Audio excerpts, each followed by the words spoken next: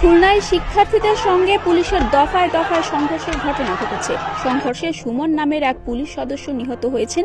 তিনি পুলিশ লাইন্সে কর্মরত ছিলেন।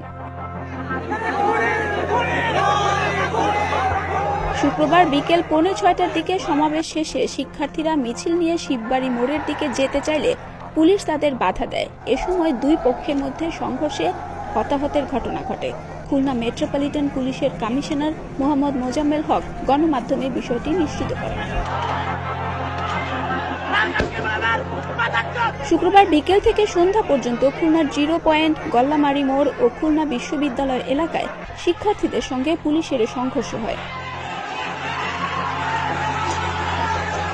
খুলনা মেট্রোপলিটন পুলিশের কমিশনার বলেন, এ ঘটনায় আরও 20 পুলিশ সহ 55 জন আহত হয়েছেন। আন্দোলনকারী শিক্ষার্থীদের দাবি, তাদের শান্তিপূর্ণ মিছিলে পুলিশ অহেতুক টিয়ারশেল ও রাবার বুলেট ছুড়েছে। এতে অনেকে আহত হয়েছেন। কয়েকজনকে খুলনা মেডিকেল কলেজ হাসপাতালে নিয়ে যাওয়া হয়েছে। এদিকে সংঘর্ষের সময় অসংখ্য টিয়ারশেল ও রাবার বুলেট, সাউন্ড গ্রেনেড ও ইট পাটকেল নিক্ষেপের ঘটনা ঘটে। এ সময় বিক্ষুব্ধ আন্দোলনকারীরা পুলিশের একটি পিকআপে আগুন ধরিয়ে দেয় ও একটি ট্রাক ভাঙচুর করেন। সংঘর্ষের কারণে বিকেল 4টা থেকে খুলনা সাতক্ষীরা মহাসড়ক ও রূপসা সেতু বাইপাস সড়কে যান চলাচল বন্ধ ছিল। এতে দুই পাশে আটকা পড়েছে শতাধিক যানবাহন।